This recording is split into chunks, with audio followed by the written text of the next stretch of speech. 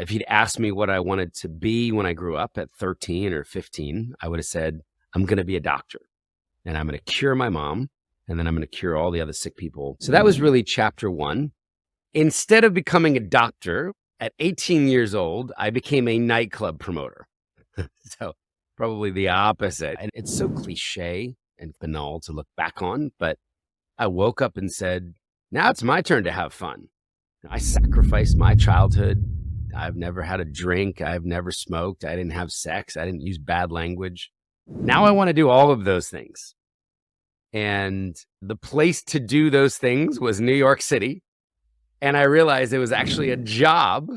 There was a profession where you could get paid money to do all those things. And it was called a nightclub promoter. So for the next 10 years, to the horror of my conservative Christian parents, I climbed up New York City's social ladder to become one of the top nightclub guys in all of New York City. And I worked at 40 clubs, just to give you a sense of the intensity of this experience. 40 clubs over 10 years. And we would describe it as a life of models and bottles.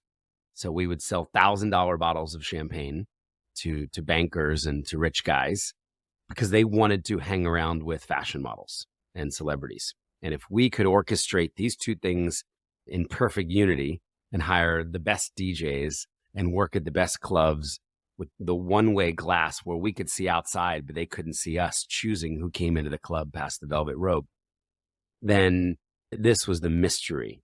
This was promoting clubs. And maybe no surprise to anybody listening, I picked up all of the vices that came with the territory. It started with smoking and then drinking and then some pot and then some cocaine and then some ecstasy and some MDMA and just an experimentation with pretty much everything short of heroin. Then the pornography, then the strip clubs, then the gambling, and just a real debauched, hedonistic life of vice that looked really glamorous on the outside, because you would have seen me jumping into a stretch limo with 3 models on the cover of fashion magazines and jumping in somebody else's private plane to go to Buzios, Brazil for vacation, or Punta del Este, Uruguay, or Fashion Week in Milan or Paris. But on the inside, rotting, spiritually bankrupt, emotionally bankrupt, morally bankrupt, and never in love or never in a healthy relationship with any of these girls. So that was chapter 2. And that came to an end, or it began to come to an end one day when I woke up at 28 years old and half my body went numb, just inexplicably. I just couldn't feel half my body. And I remember walking over my loft in Midtown Manhattan and turning on the hot water. And I watched the steam coming off of the water. And I ran my hand and my arm under this boiling water and I couldn't feel anything. And I was convinced something was terribly wrong with me. Perhaps it was a brain tumor, some incurable disease.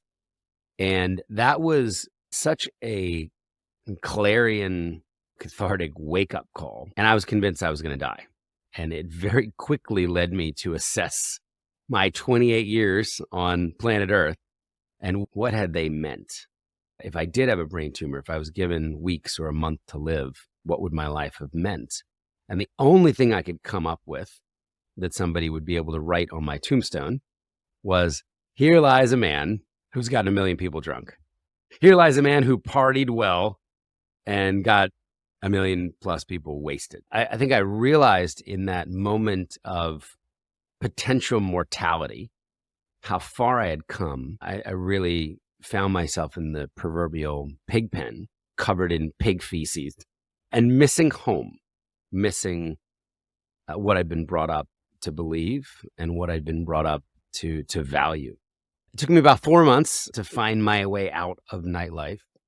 And I asked a pretty simple question, which is, what would the opposite of my life look like? I know in business, there's a lot of talk of pivot. I think I realized that a pivot was not in order. Okay, this was a radical 180-degree change that was in order. How do I think the opposite, act the opposite, do the opposite? And the opposite of my life looked like trying to find my way back to faith and trying to find my way back to God, and then giving 1 year of the 10 years that I'd selfishly wasted in service to, maybe in quotes at the time, the poor, people who were suffering, people who were less fortunate around the world. So that was my big idea. And I said, all right, I'm a radical guy. I'm going to sell everything I own. I'm out of nightclubs and I'm going to go become a humanitarian volunteer.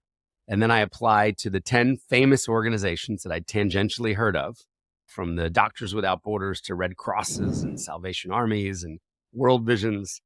And maybe no surprise, nobody would take me. So I hit a dead end there as I was rejected by about 10 organizations. One organization, who was not on the first list of 10, said if I was willing to pay them $500 a month for the pleasure of volunteering, and if I was willing to go live in the poorest country in the world, post-war Liberia, West Africa, then I could join their mission.